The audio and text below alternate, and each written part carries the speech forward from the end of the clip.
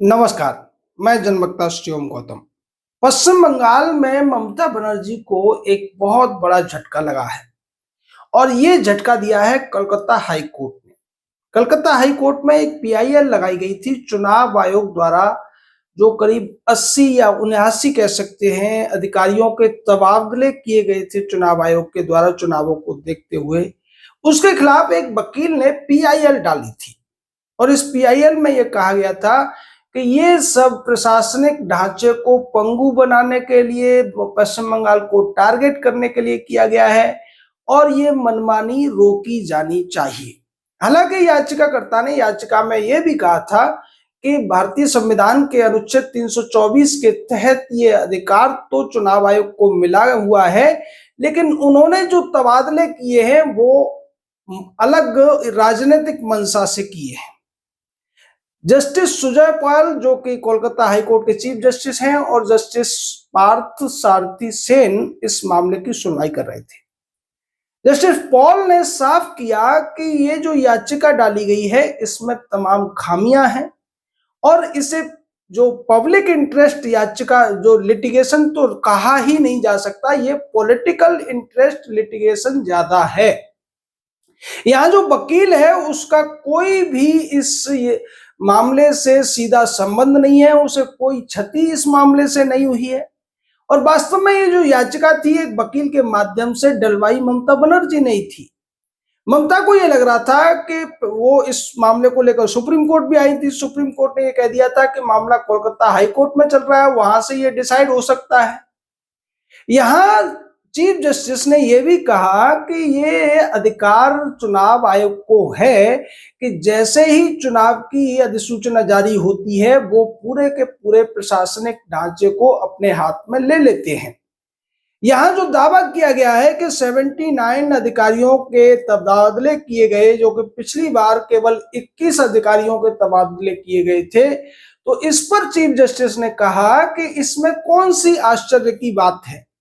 जिन अधिकारियों के तबादले किए गए हैं उनकी जगह पर दूसरे अधिकारी भी नियुक्त कर दिए गए, तो इससे प्रशासनिक ढांचे के पंगु होने का सवाल कैसे पैदा होता है। यानी जो जो दावे किए गए थे याचिका में ममता बनर्जी के द्वारा या फिर उस वकील के द्वारा, वो सारे दावे खारिज कर दिए गए और याचिका को भी पब्लिक इंटरेस्ट लिटिगेशन के बजाय पॉलिटिकल इंटरेस्ट लिटिगेशन मानकर खारिज कर दिया गया। ये बहुत बड़ा झटका है। ममता बनर्जी को लग रहा था कि शायद कलकत्ता हाई कोर्ट चुनाव आयोग को इस मामले में रोकेगा और चुनाव आयोग के खिलाफ अगर कोई भी ऑब्जर्वेशन आता है कलकत्ता हाई कोर्ट का, तो ममता बनर्जी इसको चुनावों में भुना सकती है।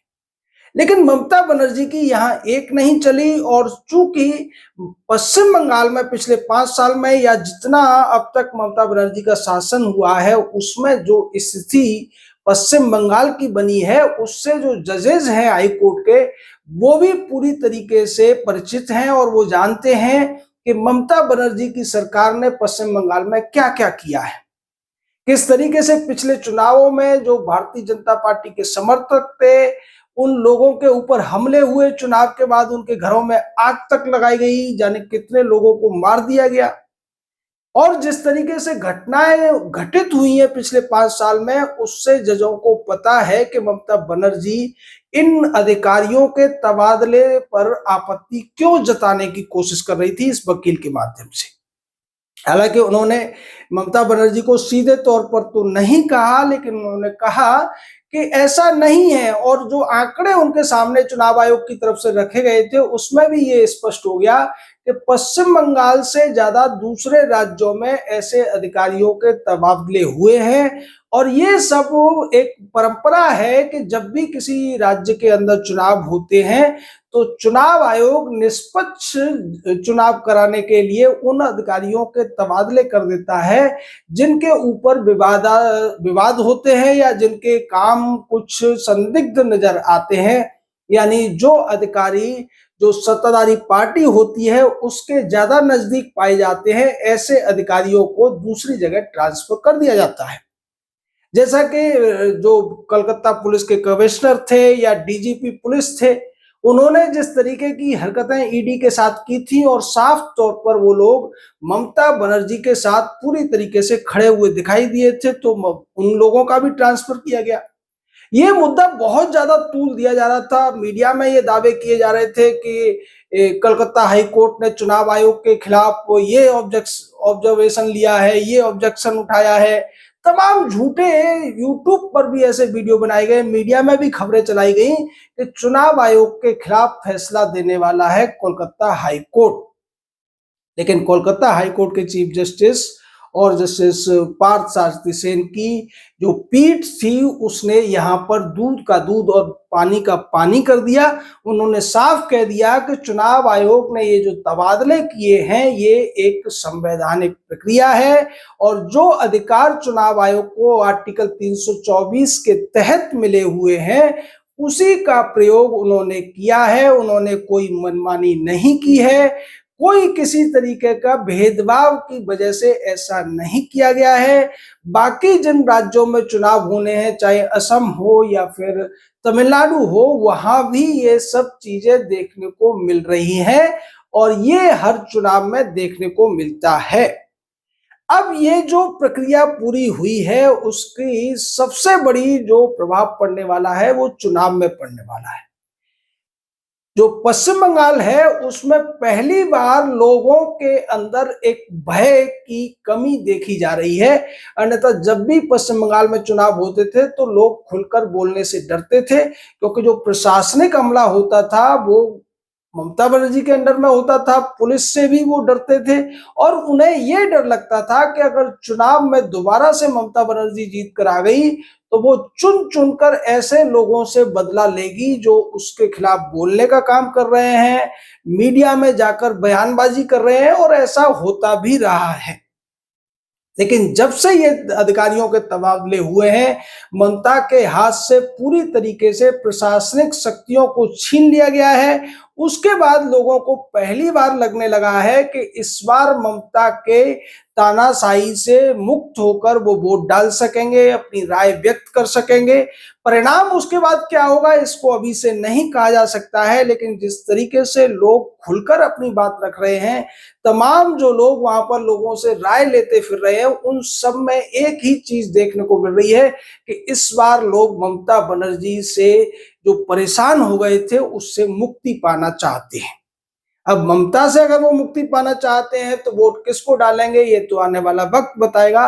लेकिन ये लगभग तय है कि पश्चिम बंगाल की ज्यादातर जनता ममता बनर्जी को फिर से मुख्यमंत्री बनाने के मूड में नहीं है, और इसी वजह से ममता बनर्जी इस तरीके की बातें करती हुई भी नजर आ रही है। वो साफ तौर पर ये तक कहती हुई नजर आ रही है कि अगर उनको वोट नहीं दिया तो फिर वो देख लेंगी। वो साफ तौर पर लोगों को धमकियां देती नजर आ रही हैं। ये धमकियां, ये फ्रस्ट्रेशन ये बताता है कि ममता बनर्जी को भी इस बार अपनी जीत का पूरा भरोसा नहीं है, इसीलिए वो लोगों से धमकी के माध्यम से वोट ले लेना चाहती है, अपनी सत्ता को बरकरार रखना चाहती है। वो किसी भी तरीके से सत्ता से दूर होना नहीं चाहती, और यही वजह है कि बार बार वो भड़काऊ बयान दे रही है, लोगों को धमकी दे रही है और लोगों को साफ तौर पर डराने की कोशिश भी की जा रही है। हालांकि इसको लेकर भी चुनाव आयोग में शिकायत हुई है। किरण रिजिजू ने इस पर शिकायत दर्ज की है चुनाव आयोग में कि चुनावों की आचार संहिता लागू है, लेकिन एक पॉलिटिकल पार्टी की जो नेता है वो इस तरीके से वोटर्स को धमकाने का काम कर रही है, जो कि आचार संहिता का उल्लंघन है, चुनाव का जो कानून है उसका भी उल्लंघन है। दूसरी तरफ ममता बनर्जी सुप्रीम कोर्ट में भी बार बार किसी न किसी बहाने से इस पूरे मामले को उठाने की कोशिश करती रही है। सुप्रीम कोर्ट ने पहले ही कह दिया है कि अब इस मामले में जो हाई कोर्ट है वही फैसला करेगा, सुप्रीम कोर्ट इस मामले को नहीं सुनने वाला है। दूसरी तरफ जो एसआईआर के कुछ वोटर्स का मामला लटका हुआ है उसकी निगरानी भी कलकत्ता हाई कोर्ट के चीफ जस्टिस ही कर रहे हैं, तो वहां भी ममता बनर्जी को कोई राहत अब तक नहीं मिली है और न भविष्य में कोई राहत मिलने वाली है। ममता को इसी वजह से सबसे ज्यादा दिक्कत हो रही है कि वो उसके सारे के सारे दाव अब खाली जा रहे हैं और दूसरी तरफ उसे ग्राउंड लेवल पर जो रिपोर्ट मिल रही है कि मतदाता भी अब उसके प्रति उतने ज्यादा समर्पित नजर नहीं आ रहे हैं। लोगों के अंदर एक फ्रस्ट्रेशन है, एक रोष है। ऐसा अक्सर होता है कि जब कोई सरकार लंबे समय तक रहती है, अगर वो लोगों की जो भावना है उस पर खरा उतरती है तो लोग उसको चुनते रहते हैं। लेकिन 1-2 टर्म के बाद में अगर लोगों को ये लगने लगता है कि ये तो सिर्फ हमको एक तरह से भ्रम में डालकर अपनी सरकार को बरकरार रखना चाहते हैं, और दूसरी तरफ वो लोग जो इस शासन से बहुत ज्यादा पीड़ित हैं, वो तो पहले से ही ये मन बनाकर बैठे हैं कि किसी भी तरीके से ममता बनर्जी को इस बार पश्चिम बंगाल की सत्ता में नहीं आने देना है। तमाम जो दूसरे घटनाक्रम घटे हैं पश्चिम बंगाल के अंदर, चाहे आरजी कर वाला जघन्य मामला हो या फिर उससे पहले शाहजहां शेख का जो मामला हुआ था, उसने ईडी अधिकारियों पर हमला करा दिया। 200 से ज्यादा महिलाओं के साथ उसने जो अत्याचार किए थे वो मामले निकल कर आए थे। लेकिन ममता बनर्जी के रसूख की वजह से, उनकी ताकत की वजह से शाहजहां शेख बचा रहा। उसके खिलाफ शिकायतें आती रही लेकिन वो अपने कुकर्म जारी रखता रहा।